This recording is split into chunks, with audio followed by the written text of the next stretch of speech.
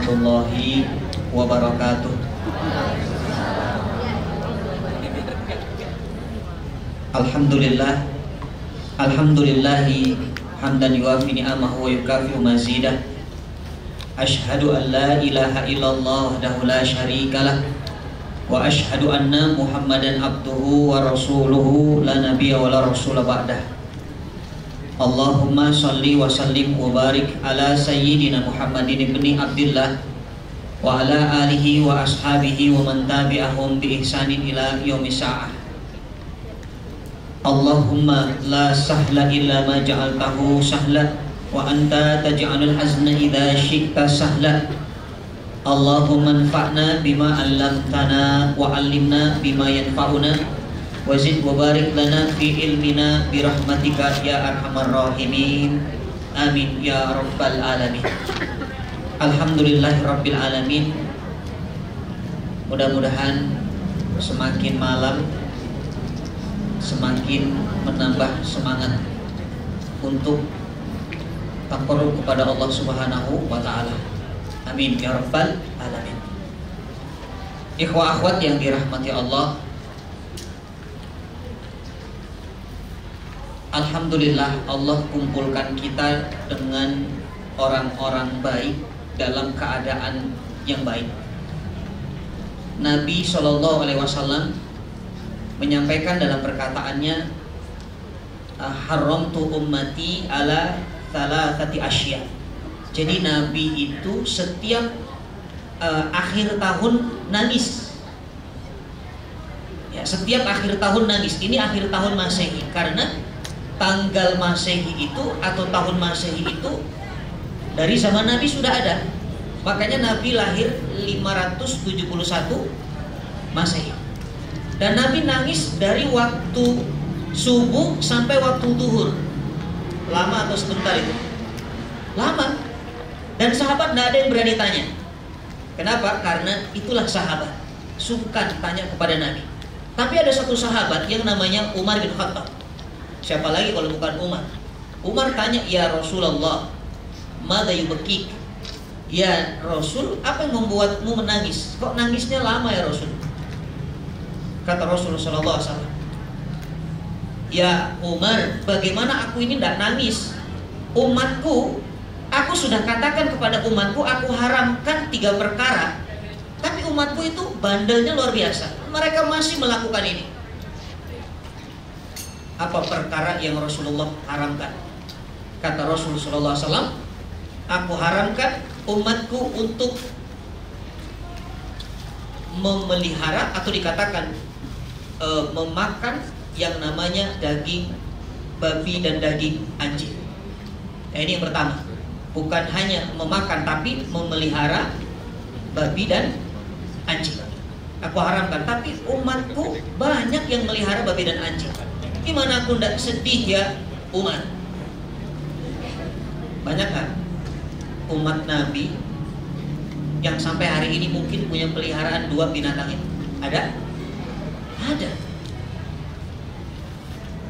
Sampai Abu Bakar itu karena pergaulannya luas, radhiyallahu anhu, dulu punya peliharaan anjing yang namanya Aisyah radhiyallahu anha itu punya peliharaan anjing dulu. Ketika sudah menikah satu atap dengan Nabi, apa kata Nabi? Ya Aisyah, mau ndak aku ganti dengan peliharaan yang Allah dan Rasulnya lebih sukai? Apa kata Aisyah? Mau ya Rasulullah. Dikasih kucing oleh Rasulullah SAW sebagai pengganti. Lalu yang kedua, apalagi ya Rasulullah yang membuat anda itu menangis? Kata Rasulullah SAW, aku haramkan umatku untuk menyembah berhala. Aku haramkan umatku untuk menyembah patung. Ternyata umatku banyak yang menyembah patung. Gimana aku nak nangis? Itu yang kedua. Banyak nggak sekarang umat Nabi yang masih nyembah patung? Itu ada toko yang jaga itu patung. Toko apa ini? Karyawannya Muslim, walaupun pemiliknya non Muslim mungkin. Yang ketiga, kata Umar radhiyallahu anhu, ya Rasul, apa yang membuat engkau ini menangis? Yang ketiga, kata Rasul SAW, aku haramkan umatku itu melakukan perayaan. Akhir tahun banyak yang melakukan perayaan. Bahkan perayaannya sama persis seperti orang-orang di luar daripada Islam. Makanya Nabi itu sedih, Nabi nangis kalau ada umatnya di akhir tahun dia bakar jagung, dia bakar-bakaran ikan, bakar-bakar ayam, tidak ada manfaatnya. Apalagi kalau ditanya tujuannya apa bakar jagung, bakar ayam? Ini momentumnya tahun baru, Ustaz. Subhanallah. Makanya bersyukur malam hari ini kita tidak buat Nabi nangis, tapi kita membuat Nabi tersenyum. Makanya di sini harus tersenyum, jangan nangis. Ini ada yang nangis karena udah kemalaman, udah pulang-pulang ya. Harus senyum. Kita sudah membuat Nabi tersenyum karena kita meninggalkan perayaan-perayaan yang tidak ada manfaatnya. Dan ini salah satu bukti Allah sangat baik kepada kita. Teman-teman yang dirahmati Allah, Allah baik atau enggak sama kita? Yakin nggak kalau Allah itu baik? Apa bukti Allah itu baik? Allah itu kasih kita kebaikan dan kenikmatan. Cuman kadang-kadang kita ini tidak sadar. Tahu ayat ini, surah Ar-Ra'd ayat 11. Surah Ar-Ra'd ayat 11. Apa kata Allah? A'udzubillahi minasyaitonirrajim. Lahu mu'aqibatum min baini yadayhi wa min khalfihi yahfaduna min amrillah. Innallaha la yughayyiru ma biqaumin hatta yughayyiru ma bi anfusihim. Ayat ini sangat terkenal. Kalau kita tidak mau merubah nasib tidak akan berubah. Benar tidak? Padahal para ulama tafsir, diantaranya Al-Imam At-Tabari, itu tidak mentafsirkan seperti itu. Jadi ayat ini bukan bicara nasib. Kalau mau berubah ya harus, mau kaya atau mau berubah ya harus rubah diri. Bukan itu. Tapi ayat ini diawali dengan kata-kata lahumu akibatum min baini yadayhi wa min khalfihi yahfadunahu min amrillah. Sebenarnya kalau teman-teman ini tahu, Allah mengirimkan malaikat-malaikat kepada kita dari depan belakang, ngikutin kita terus. Tujuannya apa? Jaga kita. Malaikat hafadhah namanya. Malaikat apa? Hafadhah. Ini yang menjaga kita. Jaga dari apa, Ustaz? Jaga supaya kita tetap berada dalam kebaikan, dalam kenikmatan. Makanya ini kebaikan, ini kenikmatan karena Allah masih jaga melalui malaikat hafadhah. Coba, punya iman kebaikan atau bukan? Punya teman-teman seiman kebaikan atau bukan? Yang mengikat hati kita ini siapa? Allah kan? Makanya ada doa, Allahumma alif baina qulubina kama allafta bainal muhajirin wal ansar. Ya Allah, satukan hati kami seperti Engkau satukan muhajirin dan ansar. Itu doa tuh diamalkan. Ini doa bagus. Ya Allah, satukan hati kami seperti Engkau satukan antara muhajirin dan ansar. Nah, ini jangan salah. Kalau salah, ini nanti doanya beda. Ya Allah, satukan hati kami seperti Engkau satukan Adam dan Hawa. Itu mau nikah itu. Ini lebih hebat lagi, muhajirin wal ansar disatukan oleh Allah. Kalau sudah bersatu begini, ini namanya keluarga. Ini kita ini keluarga kan? Coba, orang yang seiman, keluarga atau bukan? Saudara atau bukan? Saudara. Ya, kita ini bisa menjadi keluarga, bisa menjadi saudara dunia sampai akhirat karena terikat dengan ukhuwah. Dan ini harta paling mahal. Harta yang paling berharga adalah, enggak kompak ini. Pernah ikut les vokal gak sih? Nah, jadi keluarga seiman itu adalah harta yang berharga. Dan itu tanda Allah baik sama kita. Tapi teman-teman dirahmati Allah, setelah Allah kasih malaikat hafadhah, kita ini dikasih kenikmatan, kita dikasih kebaikan. Ternyata kata Allah apa? Innallaha la yughayyiru ma biqaumin. Allah tidak merubah nasib seseorang, atau Allah tidak akan merubah satu kaum kecuali kaum itu merubahnya sendiri. Maknanya, orang yang sudah mendapatkan kebaikan dari Allah tadi, dia maksiat kepada Allah. Ada orang begitu? Ini sudah dikasih kebaikan, sudah dikasih kenikmatan, dia maksiat kepada Allah. Sehingga maksiat itulah yang membuat dia jauh dari Allah. Kenikmatan itu hilang, kebaikan itu hilang karena dosa dan maksiat yang dikerjakan. Makanya betul kata Quran, tidak ada musibah yang menimpa kepada seseorang kecuali ulah dari maksiat yang dilakukan. Jadi kalau ada musibah itu ulah dari maksiat kita. Sebetulnya Allah sudah titipkan malaikat hafadzah, karena kita maksiat, malaikat meninggalkan kita. Dan malaikat tidak suka orang yang maksiat. Malaikat itu makhluk yang selalu taat. Maka orang yang sudah melakukan maksiat, kata Allah, kalau tidak merubah kembali kepada jalan yang benar, dia akan tetap berada dalam keburukan. Ya, maknanya jalan yang benar ini adalah taubat, kembali kepada Allah, supaya kebaikan dan kenikmatan itu kembali lagi untuk kita. Saya contohkan. Teman-teman tahu kisah Nabi Adam alaihissalam? Ini di suratul A'raf ayat 18. Diawali 18, nanti endingnya 22. Apa kata Allah? Ya Adam, wahai Adam, uskun anta, tinggal kamu dan istrimu di surga. Makan apapun sesukamu, silakan. Tapi Allah cuma punya satu larangan. Wala taqraba hadhihi syajarah. Jangan dekati ini pohon. Tapi yang menarik, ini gramatikal Arab. Allah menggunakan ismul isyarah. Dalam bahasa Arab, ismul isyarah itu kata petunjuk. Kalau bahasa Indonesianya, ini itu kata petunjuk kan? Ini dekat, itu jauh. Kalau saya katakan ini meja, berarti mejanya dekat atau jauh? Dekat. Kalau saya katakan itu kursi, kursinya jauh atau dekat? Jauh. Itulah bahasa Arab, punya ismul isyarah. Hadhihi syajarah, artinya pohonnya dekat. Ini kalau disimulasikan begitu, ini pohon, di sini Adam, di situ Allah. Ya, kira-kira gambarannya begitu. Di sini Adam, di sini pohon, lalu di sini Adam, di situ Allah. Saking dekatnya Allah katakan, Adam jangan dekati itu pohon. Ternyata Adam bukan hanya mendekat, tapi dimakan buahnya, sehingga Allah marah sama Adam kan? Apa kata Allah? Begitu Allah marah, di ayat 22-nya Allah katakan, alam anhakuma antilkuma syajarah. Bukankah aku sudah melarangmu untuk mendekati itu pohon?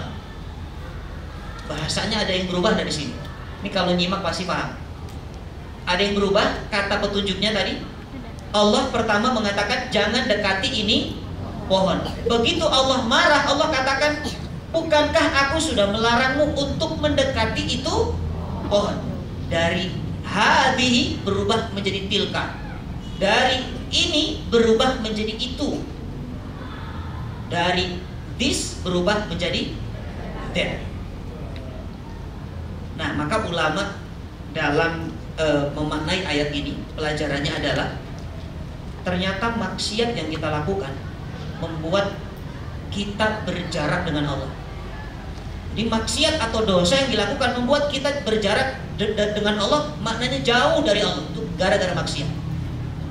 Makanya Adam begitu tahu dirinya salah, apa yang dilakukannya? Taubat.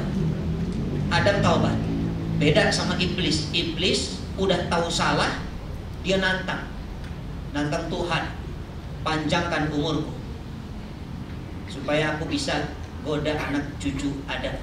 Tapi Adam salah, dia taubat. Itulah warisan Nabiullah Adam alaihissalam.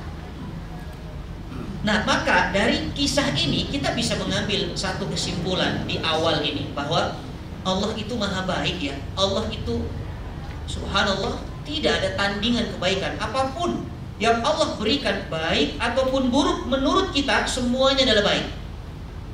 Itulah maha baiknya Allah. Ini yang pertama. Jadi teman-teman yang dirahmati Allah, yang harus kita tanamkan dalam hati kita pertama kali ini, Allah berikan kita kebaikan berupa apa? Nikmat berkumpul dengan teman-teman yang seiman. Artinya malaikat hafadhah masih ada menjaga kita karena kita jauh daripada maksiat. Subhanallah. Yang kedua, apa bukti Allah baik sama kita? Allah kasih kita iman. Ya, Allah kasih kita apa? Iman. Ini sepi, ngantuk apa lemes ini? Saya jadi takut ini. Subhanallah. Ya, Allah kasih kita iman. Walaupun iman yang Allah kasih terkadang tidak membuat kita ini sadar bahwa Allah itu baik sama kita. Karena begini, orang yang beriman itu levelnya tidak sama. Saya tanya sekarang, ada nggak orang yang beriman tapi tidak mengamalkan apa yang diimaninya? Ada? Ada kan? Rukun iman itu kan 6. Ya, di antara salah satu 6 itu adalah iman kepada Rasul misalnya, iman kepada Rasulullah. Kalau sudah iman kepada Rasulullah SAW, apapun yang Rasulullah perintahkan dikerjakan, apapun yang Rasulullah tidak suka ditinggalkan. Itu orang iman. Sama kalau para ikhwan akhwat ini beriman sama dokter, percaya dengan dokter, apa kata dokter ini jangan dimakan, kamu nanti makin parah sakitnya, kita tidak akan berani makan. Karena kita iman sama dokter. Ketika berobat ke sana, kita datang ke sana, kita tidak pernah tuh tanya-tanya sama dokter, dok saya ini kayaknya beberapa hari ini agak pusing dok, terus perut tuh agak tidak enak. Kata dokternya apa? Oh kamu itu kayaknya kepalanya ada masalah, lambung kamu juga ada masalah. Apakah kita tanya sama dokter, kita komentari dokter itu? Ah dokter sok tahu lulusan mana dokter? Ada yang begitu. Coba lihat ijazahnya dokter kuliah di mana? Tidak mungkin. Kita percaya. Kenapa? Karena dokter dengan ilmunya mengatakan itu.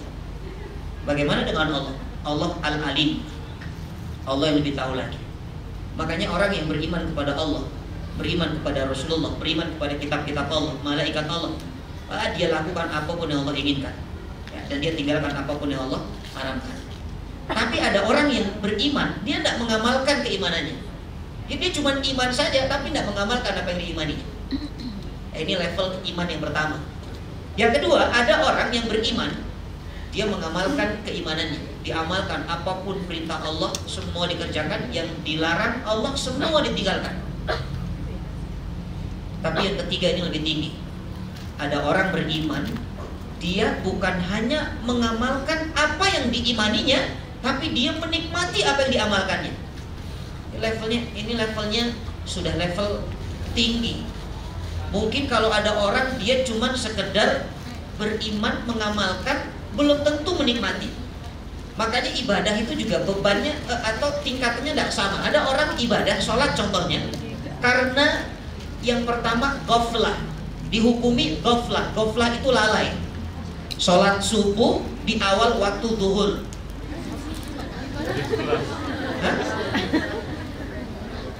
Ya itu lalai. Bukan lalai lagi itu, lalai banget itu ya. Sholat duhur di awal waktu asar, itu ghaflah tuh. Bahkan Quran sudah menggambarkan, fawailul lil musallin alladzina hum an salatihim sahun alladzina hum yura'un wa yamna'unal ma'un. Orang-orang yang riya itu lalai juga. Yang kedua, ada orang sholat, dia taklif. Taklif itu terbebani dengan sholat. Ya Allah, baru tuh udah asar aja ya Allah. Ada yang begitu? Yang itu taklif. Ya Allah, baru maghrib, kok udah subuh. Ini orang salah, isya dulu. Tiba-tiba kenapa ke subuh? Tapi beda kalau Ramadan. Subhanallah, begitu Ramadan selesai sholat subuh, Assalamualaikum warahmatullah, Assalamualaikum warahmatullah. Itu selesai subuh, dia tanya, Ustaz, kira-kira maghrib masih lama nggak? Itu Ramadan, subhanallah. Jadi yang ditanya bukan sholatnya, sebetulnya dia kangen sama gorengan dan sejenisnya. Nah, itu taklif tuh. Apapun, bukan cuma sholat ya. Mau infak taklif, majlis taklim taklif. Rumah dekat dengan masjid itu mau sholat order Gojek, bayangin. Sampai abangnya bingung. Saya udah melewati masjid ini, kenapa rumah Anda di situ? Harus rumah Anda di sana, jadi berantem tuh. Itu taklif. Yang ketiga, ini hajah namanya. Apa? Hajah. Ibadahnya dia sudah menjadi kebutuhan. Jadi kalau tidak sholat itu kayaknya nggak enak gitu. Ya sudah menjadi kebutuhan karena memang kita ini butuh Allah. Ya ayuhan nas antumul fuqara'u ilallah. Kalian itu fakir, butuh sama Allah. Tapi level paling tinggi orang yang sholat atau ibadah, dia sudah mendapat al-ladzatu fil ibadah, kelezatan ibadah. Jadi sudah lezat dia. Dia sudah tidak lagi levelnya bukan butuh lagi, tapi sudah lezat dalam ibadah sehingga tidak sholat subuh tepat waktu 1 kali saja, kesiangan subuh sehari itu menyesalnya 1 tahun dia. Ini orang hebat nih. Bahkan kalau Umar bin Khattab sampai menjual seluruh kebunnya karena tidak sholat asar berjamaah, sibuk melihat kebun kurma yang mau panen. Dia datang ke Rasulullah, dia kata, ya Rasul, aku lalai, aku tidak ikut jamaah karena kebun kurma. Aku infakkan seluruh kebun kurma. Kata Rasulullah, jangan diinfakkan kebun kurmanya, tapi hasilnya saja diinfakkan. Tuh Nabi itu bijak. Ini levelnya sudah mu'aqabah. Kalau melalaikan dari perintah Allah, dihukum dirinya. Tapi jangan coba-coba ikuti Umar. Coba kalau ada yang berani ikuti Umar, datang ke DKM, Pak DKM, gara-gara mobil ini saya sholat duhur telat, ambil mobilnya.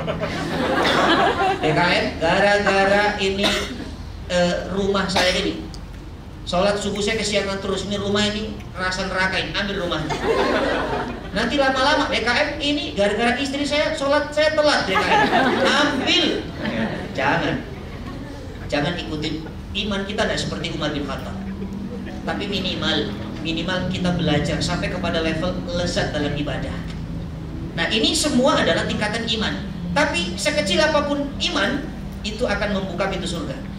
Kenapa dikatakan iman ini satu hal yang paling mahal? Karena dengan iman sekecil apapun itu bisa masuk surga. Makanya tiket surga itu iman. Ya, dan ini tidak bisa didapatkan dengan apa? Cuma-cuma, atau dikatakan iman ini harus perlu apa? Perjuangan. Iman sudah dapat semua. Dari kecil tuh Allah sudah kenalkan kita dengan Islam dari alam arwah. Artinya iman sudah punya. Makanya tugas kita sebenarnya hanya menjaga iman, jaga iman yang sudah ada. Di antara caranya adalah kita punya teman-teman yang seiman. Ya, kalau punya teman-teman seiman, iman itu akan terjaga. Ya, karena kalau kita punya teman yang tidak seiman, naudzubillah, iman kita pun yang ada itu bisa lepas. Kenapa Nabi mengatakan iltamisur rafiq qabla thoriq? Anda kalau mau jalan, kata Nabi, cari teman. Nah, maknanya jalan dalam ketaatan. Kalau mau jalan, ya, dalam ketaatan, mau hijrah, mau ngaji, cari teman. Kalau ada sesuatu, minimal ada yang menasihati. Itu gunanya teman. Kan mau ngaji niatnya, kenapa jadi belok sih? Itu kalau ada teman. Tawassaw bil haq, tawassaw bis sabr. Itu pun kalau temannya beres. Kalau temannya tidak beres, tambah masalahin.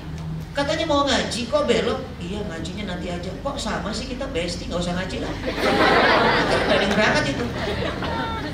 Makanya teman begini jangan dibacain ayat kursi, ayat mempan.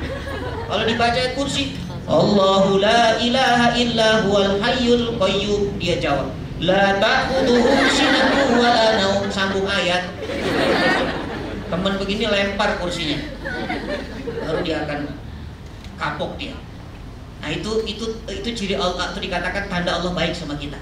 Ya, yang pertama tadi Allah jaga kita, Allah kasih kita malaikat hafadhah. Lalu yang kedua tadi Allah kasih kita iman. Yang ketiga, ini saya kenalkan dulu baiknya Allah sama kita. Yang ketiga, ada satu nikmat yang kadang-kadang kita lupa syukur sama Allah, tapi Allah masih tetap kasih nikmat itu kepada kita. Ini ulama mengatakan nikmat daf'ud doror wa jalbun nafa. Ini nikmat sebetulnya dua, tapi saya rangkum jadi satu. Daf'ud doror, jalbun nafa, itu kata ulama, nikmat dijaga dari bahaya, dijaga dari segala macam bahaya. Contoh kemarin ketika Covid, bahaya gak itu? Bahaya kan? Sampai bukan lagi kita nggak boleh kumpul begini, jabat tangan segendak, nggak boleh kan? Ketemu Ustadz, oh iya, keren, ya. Itu bahaya, tapi ternyata Allah menjaga kita sampai hari ini, kita masih sehat. Walaupun Covid-nya berganti-ganti beberapa kali, ada Omikron, Abikron, nanti ada Omikron, apa itu. Tapi kita tetap dalam keadaan sehat. Siapa yang memberikan pengamanan itu? Allah. Daf'ud doror, dijaga dari mara bahaya. Ini persis seperti orang Quraisy yang hobinya safar. Ya, ilafim rihlatash syita'i wasaif. Orang Quraisy itu jalan dari yang ke Yaman, ke Palestina, kemana-kemana, tapi Allah jaga dari begal, dari rampok.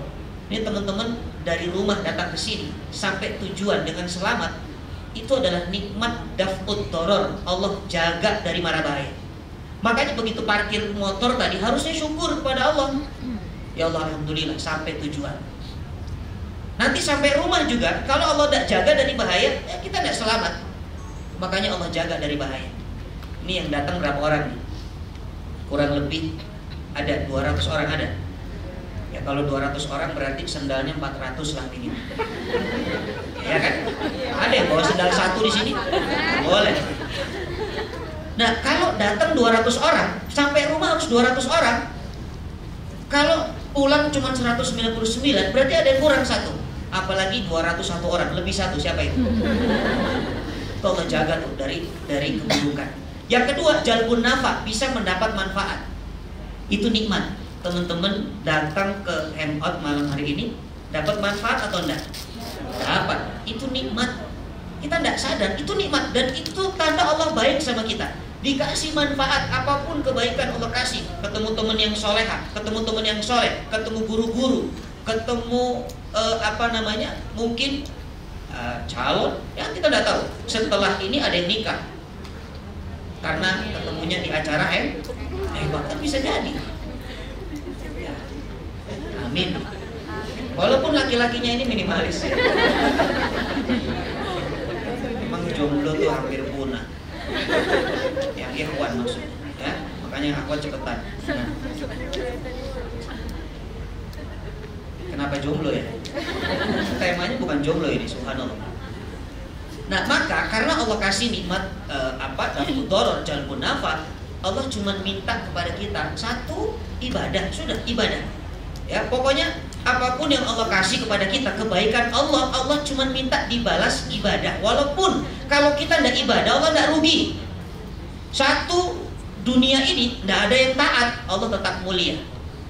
Ya, bahkan dalam sebuah hadis, "Lau anna awwalukum wa akhirukum wa insakum wa jinnakum." Kalau manusia pertama diciptakan, manusia paling akhir diciptakan, jin pertama diciptakan, jin terakhir diciptakan, semuanya taat, bahkan taatnya seperti Nabi Muhammad SAW, maka Allah tidak akan tambah kemuliaannya. Allah tetap mulia. Allah sudah mulia dari sananya.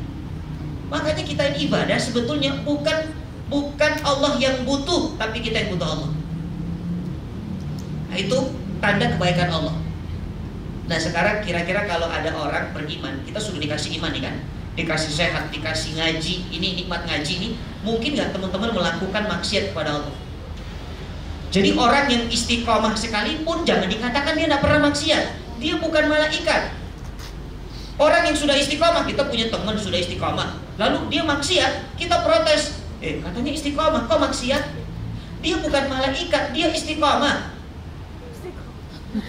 Ada namanya istiqomah. Kalau malaikat tidak pernah salah. Ini kalau punya teman nggak pernah salah, itu malaikat. Coba kasih makanan, kalau ditolak berarti malaikat. Suruh nikah, kalau mau, malaikat jadian.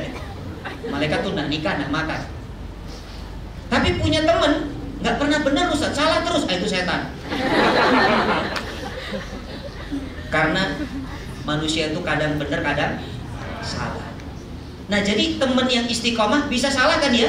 Bisa, bahkan kita ini juga bisa maksiat, bisa salah. Sehingga ketika seseorang itu salah, dia sadar akan kesalahannya, Allah tetap buka pintu kebaikan dari Allah. Subhanallah, Allah tidak tutup tuh. Kalau ada orang salah, kalau kita kan ada temannya salah, kita tutup itu. Pokoknya Ustaz, sampai Dajjal ketemu Ya'juj Ma'juj saya nggak maafin dia. Itu kalau kita tuh punya, ada orang punya salah, kita tuh sudah mengunci. Saya nggak akan maafin Ustaz. Saya walaupun lisan saya memaafkan, tapi hati saya sulit melupakan. Itu kita. Tapi Allah tuh enggak. Ada orang yang maksiatnya, naudzubillah. Ini saya harus tarik dari kisahnya Wahsy. Tahu Wahsy? Wahsy itu yang membunuh siapa? Hamzah. Atas perintahnya siapa? Mpok Hindun. Kalau orang Betawi, Mpok Hindun. Ini Hindun ini otak dari pembunuhan. Ya, pembunuhannya Hamzah. Disuruh itu Wahsy. Lalu Wahsy bunuhlah Hamzah. Setelah membunuh Hamzah, ini ketika Fathu Mekah, yang namanya Hindun ini masih ngeyel dan juga taubat ya.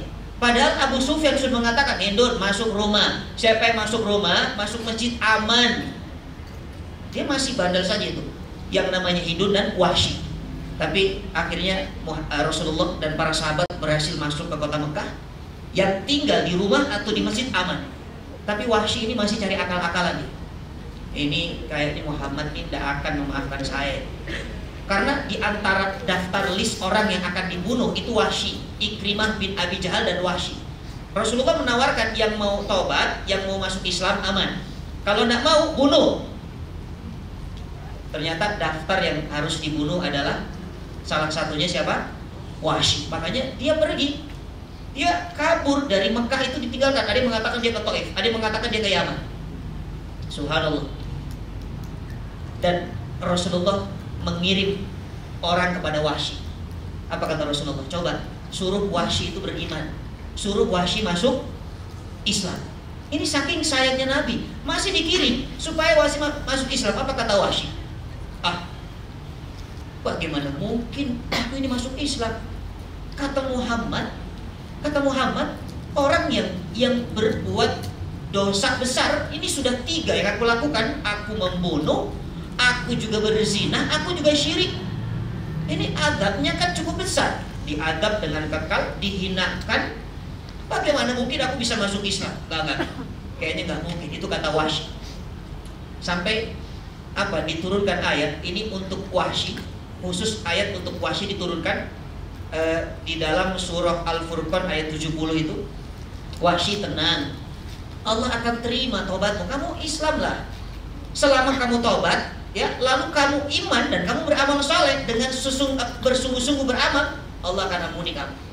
Ini surah Al-Furqan 70 Allah katakan, illa man taba wa amana wa amila sholihan wa amila amalan sholihan.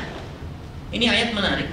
Ada orang yang taubat, ya, dia taubat. Illa man taba, kecuali orang-orang yang taubat. Jadi Allah tidak ampuni kesalahan orang kecuali orang yang taubat lalu beriman. Loh, kok setelah taubat beriman Ustaz? Bukankah orang yang dia itu taubat dia sudah punya iman? Orang yang taubat pasti dia orang yang beriman. Karena kalau tidak beriman dia tidak boleh taubat dulu, syahadat dulu baru dia taubat. Tapi ini ada orang yang maksiat. Kenapa Allah suruh taubat lalu iman? Karena orang yang berbuat dosa besar, ketika dia melakukan dosa besar, saat itu imannya lepas. Jadi kalau ada teman-teman yang di sini nih ngomongin orang, suudzon, durhaka sama orang tua, saat melakukan itu dosanya besar, imannya lepas. Makanya ketika dia taubat, dia wajib mengembalikan imannya kembali. Dengan cara apa? Dengan cara dia yakinkan, ya, dengan taubatnya, lalu dia kuatkan keimanannya sehingga dia tidak melakukan maksiat yang sama. Ya, man taba wa amana, lalu ditambahkan lagi wa amila amalan sholihan, beramal dengan amal soleh yang sebenar-benarnya. Wahsy dengar ayat ini makin males dia taubat. Syaratnya repot. Harus iman, harus taubat, harus amal soleh. Nggak bisa ini, saya nggak masuk.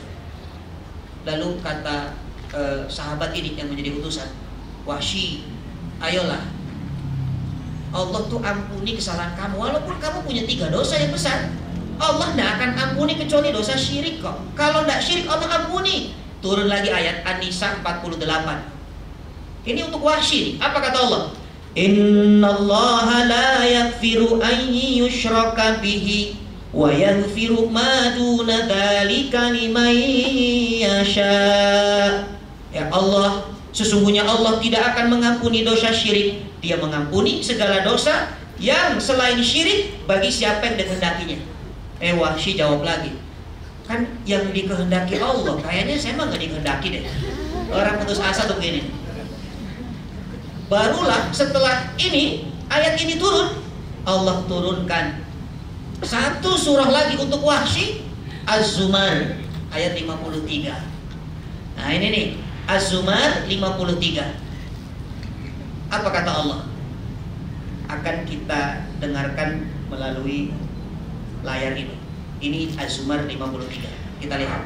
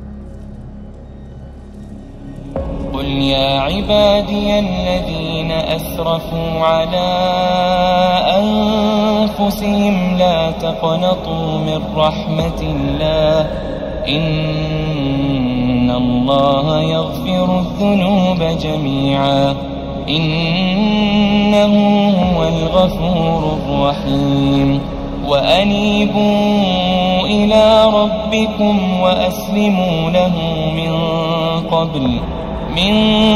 قبل أن يأتيكم العذاب ثم لا تنصرون.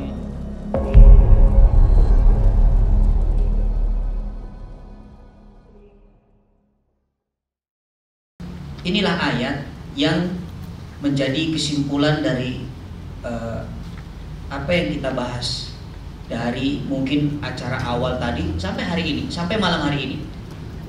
Jadi Allah ketika Wahsy itu putus asa untuk minta ampun sama Allah, ternyata Allah turunkan surah Az-Zumar 53. Tapi ayat ini Allah gunakan kata perantara, kul. Kul itu artinya katakan. Ada orang yang mengatakan. Siapa yang mengatakan? Rasulullah. Karena ciri Allah ketika Allah tidak mau berbicara kepada manusia, Allah akan gunakan kata kul. Itu Allah tidak mau langsung. Kenapa? Karena Allah tidak suka. Allah marah dengan orang ini. Maksiatnya sudah terlalu parah. Tapi orang-orang beriman Allah selalu katakan, ya ayyuhalladzina amanu, hai orang-orang yang beriman, Allah langsung bicara. Kepada orang-orang beriman Allah langsung bicara. Tapi kepada pelaku dosa Allah menitipkan kepada Rasul sallallahu alaihi wasallam, qul ya ibadiyalladzina asrafu ala anfusihim. Katakan ya Muhammad, hamba-hambaku yang sudah israf. Israf itu melampaui batas. Saking banyaknya dosanya itu dikatakan israf. Punya kalau ada anak ya, ini selalu bikin masalah di rumahnya. Orang tuanya sampai bingung caranya gimana ini anak supaya berubah. Bikin masalah lagi, sekolah pindah masalah lagi, kemana masalah lagi. Itu israf gambarannya. Tapi Allah katakan orang-orang yang israf terhadap dirinya ya, atau dosanya sudah melampaui batas ini, la taqnatu mir rahmatillah, jangan putus asa. Kenapa Allah harus katakan jangan putus asa? Karena orang yang dosanya sudah terlalu banyak, dia berpotensi untuk putus asa. Ini yang terjadi kepada Wahsy tadi. Dia sudah membunuh, dia sudah syirik, dia sudah zina. Dia mengatakan tidak akan diampuni dosaku. Kalaupun dikehendaki, Allah pasti kehendaki aku tidak diampuni. Makanya Allah tegaskan di sini, la taqnatu mir rahmatillah. Ingat, putus asa dari rahmat Allah itu adalah dosa terbesar dari 1000 dosa yang mungkin kita lakukan. Ini kalau teman-teman punya dosa 1000, apapun lah, dosa apa 1000 misalnya, dosa zina, dosa ghibah, dosa judi, dosa durhaka, ya sampai 1000, yang ke 1001 putus asa, itu dosa yang ke 1001 jauh lebih besar dari 1000 dosa yang sudah ada. Makanya nggak boleh putus asa. Sehingga Allah katakan di ujungnya, innallaha yaghfiru dzunuba jami'an. Kenapa tidak boleh putus asa? Karena sungguh Allah mengampuni semua dosa kita. Jami'an, jami'an itu semua. Jadi tidak ada yang dikecualikan di sini. Walaupun dikatakan syirik, kalau dia taubat sebelum ajalnya datang, diampuni tidak sama Allah? Diampuni. Makanya Fir'aun itu matinya kenapa dimasuk pasir oleh Jibril? Jadi Jibril itu geram sama Fir'aun. Saking geramnya ini makhluk, dimasukkan pasir, dan pasirnya bukan pasir dari toko material. Setelah diteliti oleh para peneliti, muminya Fir'aun itu pasirnya adalah pasir dasar lautan yang bisa mengambil hanya malaikat. Lalu Jibril cerita kepada Nabi, ya Rasul, tahu enggak Fir'aun itu matinya bukan hanya tenggelam, tapi aku masukkan pasir. Tapi enggak dikasih semen sih. Kalau pasir campur semen nanti jadi beton. Kata Rasulullah, kenapa ya Jibril? Kok sampai segeram itu Anda? Apa kata Jibril? Iya, aku marah ketika Fir'aun itu ngaku Tuhan. Ana rabbukumul a'la. Itu yang membuat aku marah. Nah, saya pernah ditanya sama salah satu yang mendengar kisah ini. Dia tanya, Ustaz, maaf, malaikat itu kan tidak punya nafsu, kok bisa marah? Kebayang gak kalau ditanya begitu jawabnya gimana? Malaikat kan tidak punya nafsu, kok marah? Maka marah karena Allah itu pun bisa dilakukan oleh malaikat. Marahnya karena Allah. Karena malaikat tidak mau ada Tuhan, ada yang ngaku Tuhan, padahal itu makhluk. Sama, Nabi juga marah. Nabi marahnya ketika agama dihina. Nabi tidak pernah marah ketika dirinya dihina. Begitupun malaikat. Dan setelah dijawab oleh Jibril tadi, aku geram.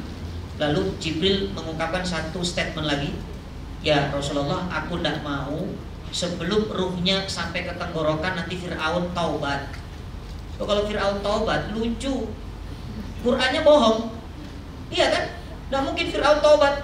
Artinya apa? Allah sekelas Fir'aun saja, Allah mungkin nggak terima taubatnya. Kalau dia taubat, terima taubat. Itu apalagi kita ini bukan Fir'aun. Ada di sini keturunan Fir'aun? Tidak ada. Ya.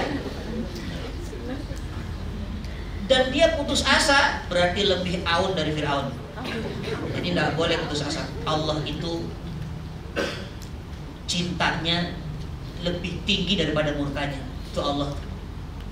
Makanya kadang-kadang Allah kirimkan apa yang namanya musibah. Kita ini waktu lahir, kita tidak punya cahaya, hanya cahaya ibu dan bapak. Cuma dua tuh cahaya kita, ibu dan bapak. Tapi berjalan waktu kita tumbuh menjadi pribadi yang banyak ilmu pengetahuan. Ada nur, cahaya ilmu masuk. Nanti punya pekerjaan, cahaya masuk. Tambah lagi cahayanya. Punya teman-teman soleh, cahaya lagi tambah.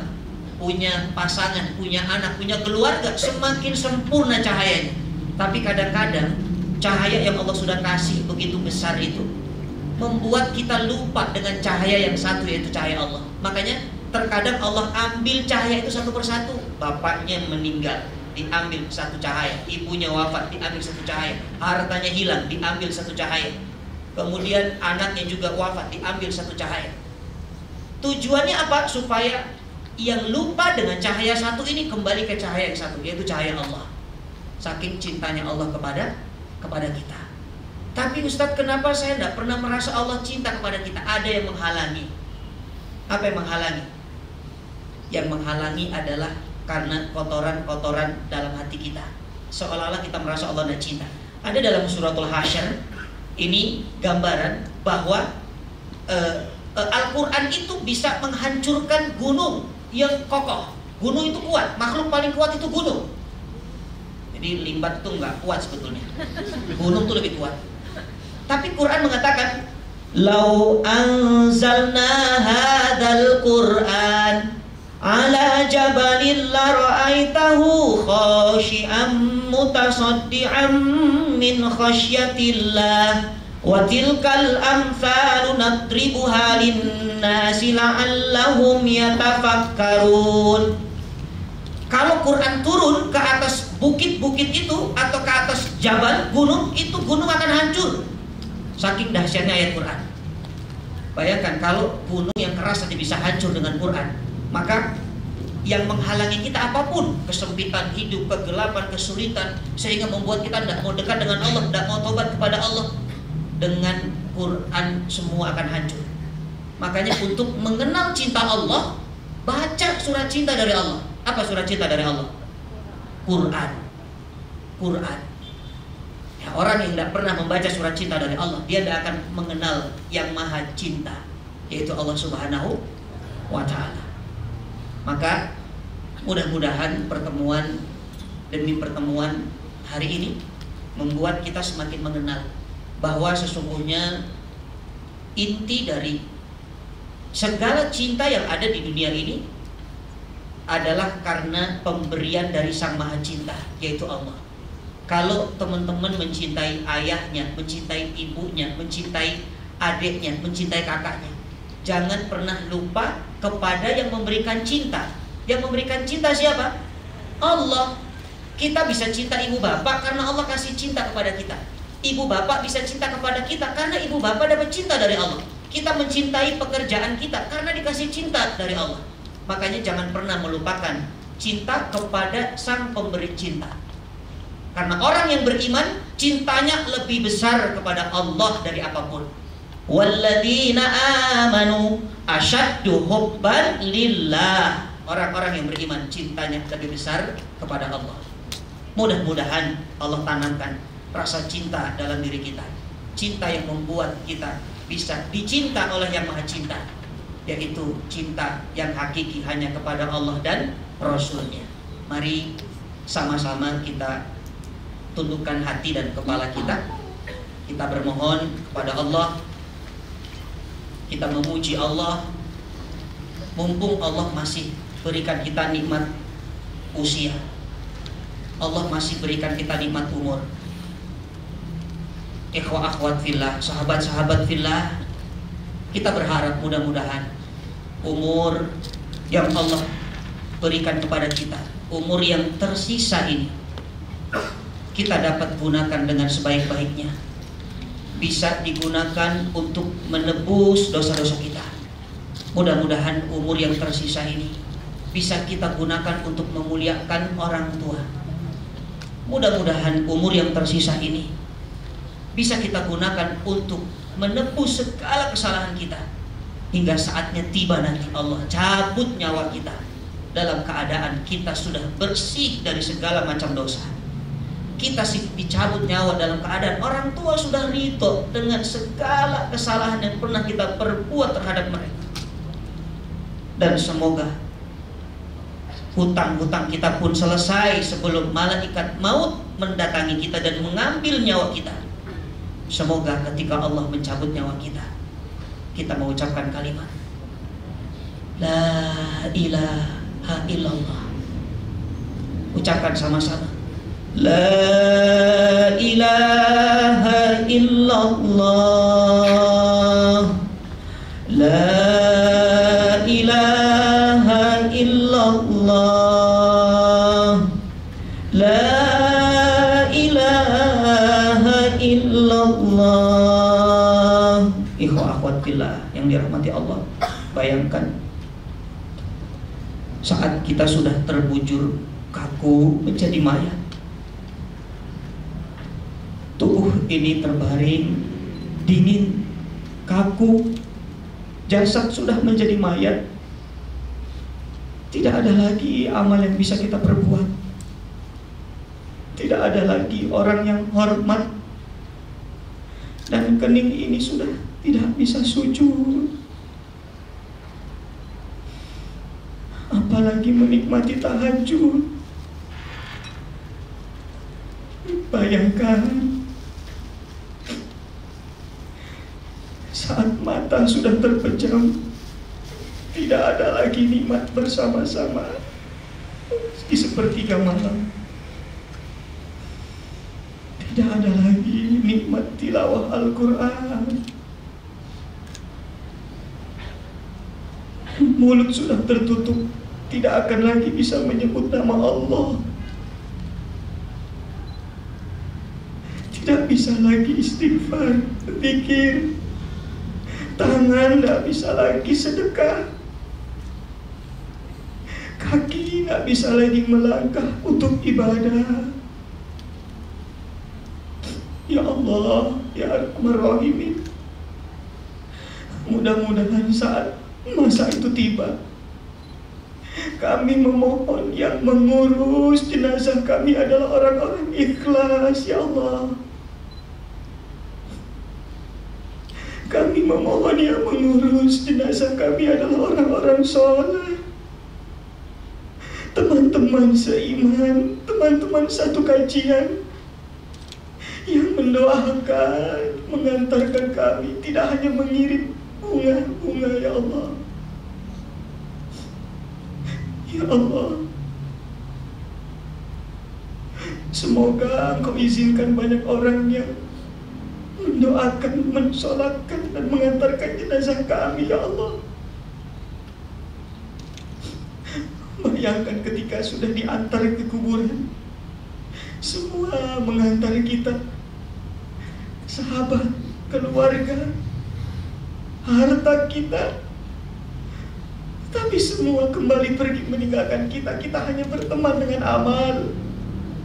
Bayangkan kalau yang ada adalah makhluk yang buruk yang Allah ciptakan untuk menemani kita, apa yang akan kita lakukan?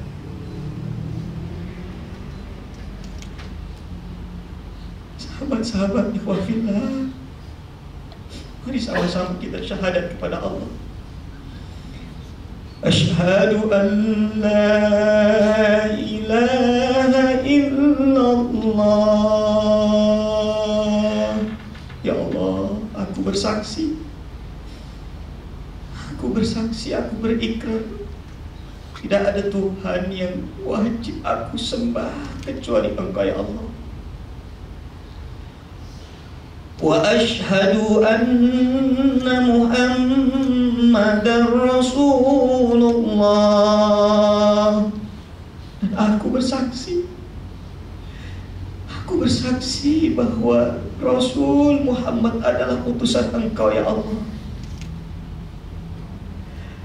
Sama-sama kita istighfar. Astaghfirullah. Ikuti pelan-pelan. Astaghfirullah. Istighfari dosa-dosa kita. Istighfari lisan kita.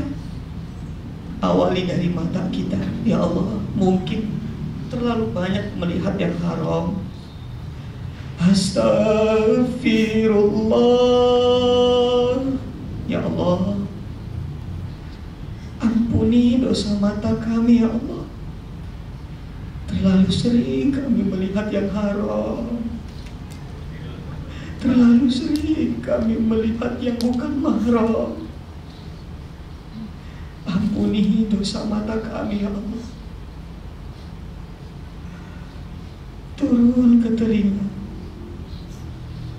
Istighfari dosa telinga kita. Astaghfirullah. Ya Allah,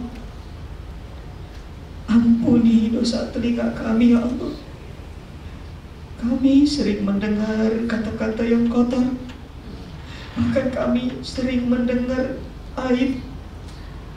Bahkan aib guru-guru kami. Bahkan aib orang tua kami. Aib sahabat-sahabat kami. Aib sesama kami. Ampuni kesalahan kami ya Allah. Turun ke lisan kita.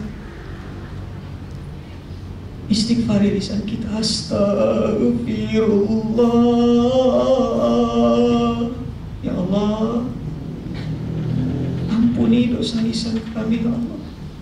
Lisan ini paling banyak menyebabkan kesalahan dan dosa. Rasulullah SAW mengatakan, "Aktsaru ma khataaya ibnu Adam fi lisani." Yang paling banyak dosa anak Adam disebabkan karena lisannya. Allah, kita sering ghibah, kita sering mengumpat, kita sering humazah, kita sering lumazah. Ampuni ya Allah dosa lisan kami. Turun ke tangan. Mungkin tangan kita pernah mengambil yang haram. Tangan kita pernah makan dengan tanpa menyebut nama Allah. Tangan kita pernah mencuri. Tangan kita pernah memukul. Astaghfirullah. Ya Allah, mungkin tangan kami ini pernah menyentuh yang Engkau haramkan.